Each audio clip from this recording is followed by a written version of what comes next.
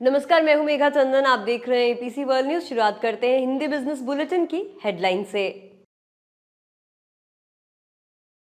ध्रुव space Hyderabad में 2.8 लाख वर्ग foot satellite infra manufacturing facility का करेगा निर्माण।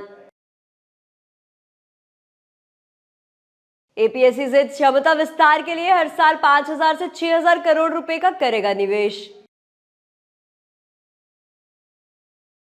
सेल ने विशेष सेल का परीक्षण उत्पादन शुरू करने की बनाई योजना, कहा चेयरमैन अमरेंद्र प्रकाश ने।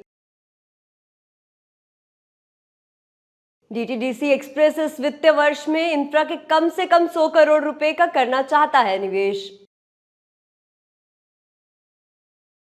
588 करोड़ रुपए के ताजा ऑर्डर मिलने से इंटरडेट कारोबार में बीएसई का स्कीपर 8% बढ़े।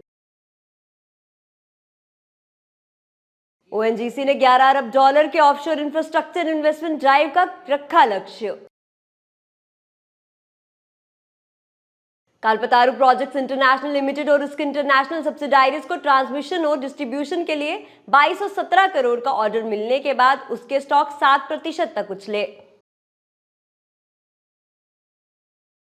डीआईएस ने खरीदा ईपीसी कॉन्ट्रैक्टर डिस्कवरी इंडस्ट्रीज को।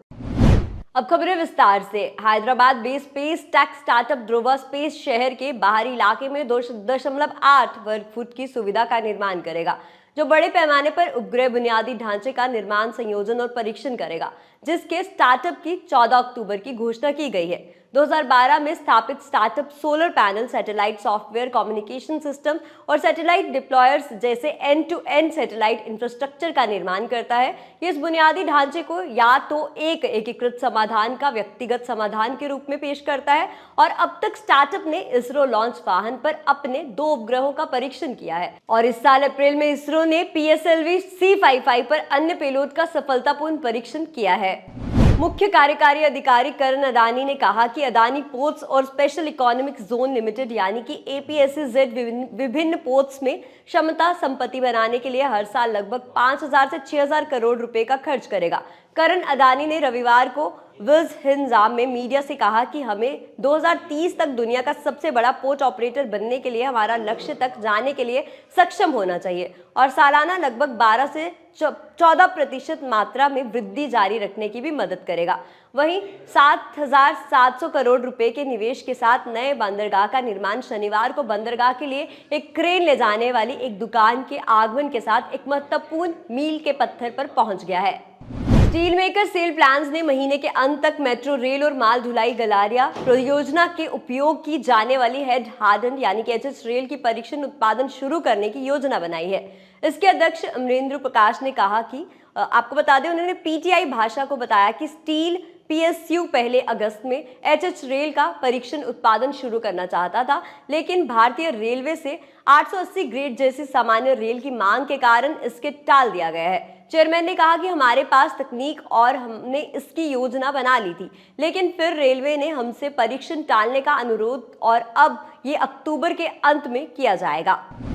डीटीडीसी एक्सप्रेस के चेयरमैन और मैनेजिंग डायरेक्टर सुभाशीष चक्रवर्ती ने कहा कि डीटीडीसी एक्सप्रेस चालू वित्तीय वर्ष में बेहतर कारोबारी परिदृश्य के बीच बुनियादी ढांचे और प्रौद्योगिकी विकास सहित अन्य क्षेत्रों में कम से कम 100 करोड़ रुपए का निवेश करना चाहता है। उन्होंने कहा कि कंपनी सितंबर की तुलना में इस त्योहारी सीजन यानी अक्टूबर से नवंबर में कुल शिपमेंट में 30% की वृद्धि की उम्मीद कर रही है। साथ ही साथ इंटीग्रेटेड एक्सप्रेस लॉजिस्टिक्स ऑपरेटर जो डोमेस्टिक और इंटरनेशनल मार्केट्स दोनों बाजारों में उपस्थित है, premium express parcel, e commerce, B2C के साथ साथ वेयर हाउसिंग बिजनेस सहित कई प्रकार की सेवाएं प्रदान करता है। उन्होंने आगे कहा कि हमारा निवेश बुनियादी ढांचे प्रौद्योगिकी विकास के साथ साथ प्रौद्योगिकी टीम के निर्माण पर हो रहा है। ये निवेश संभावित इस साल 100 करोड़ रुपए से कम नहीं होगा। सोमवार के इंट्राडे कारोबार में बीएसई पर स्कीपर के शेयर 8% बढ़कर 245.05 रुपए पर पहुंच गए, जब कंपनी ने कहा कि उसके घरेलू और अंतर्राष्ट्रीय बाजार से 588 करोड़ रुपए के नए ऑर्डर मिले हैं। वहीं पावर ट्रांसमिशन एंड डिस्ट्रीब्यूशन यानी कि टीएनडी और पॉलीमर सेगमेंट कंपनी का स्टॉक 1 सितंबर 2023 को 52 सप्ताह के उच्चतम 254.90 रुपए पर पहुंच गया है। इंडिया स्टेट कंट्रोल्ड ऑयल और नेचुरल गैस कॉर्पोरेशन यानी कि ओएनजीसी अगले 3 वर्षों में कई ऑफशोर फैसिलिटीज को लक्षित कर रही है, जिसमें संयुक्त निवेश लगभग 11 अरब डॉलर होने की संभावना है। इस पर बोलते हुए एक भारतीय दिग्गज ने कहा कि वह देश में पूर्वी और पश्चिमी तटों पर कई ऑफशोर फील्ड्स को तेजी से विकास पर काम कर रही है। कंपनी ने आगे ये भी कहा कि इसका उद्देश्य 25 से अधिक ऑफशोर फैसिलिटी स्थापित करना है, 1000 किलोमीटर से अधिक सबसी पाइपलाइंस बिछाना और संबंधित बुनियादी ढांचे का निर्माण करना है, जिसके लिए 2 अरब डॉलर के निवेश की आवश्यकता है। कल्पतारू प्रोजेक्ट्स इंटरनेशनल लिमिटेड और उसकी इंटरनेशनल सब्सिडायरीज ने 2217 करोड़ का नया ऑर्डर हासिल किया है, जिसमें टीएनडी यानी कि ट्रांसमिशन और डिस्ट्रीब्यूशन ने भारत और विदेशी बाजारों में 1993 करोड़ का कारोबार और भारत में बिल्डिंग और फैक्ट्री कारोबार में 224 करोड़ का ऑर्डर प्राप्त किया है। वहीं कंपनी का टोटल रेवेन्यू 15.3% से बढ़ा है, जो कि फाइनेंशियल ईयर 2023 के क्वार्टर 1 में 3,691 करोड़ रुपए था और फाइनेंशियल ईयर 2024 के क्वार्टर 1 में 4,259 करोड़ रुपए बढ़ा है, जिसमें कंपनी का प्रॉफिट 28.4% बढ़ा है।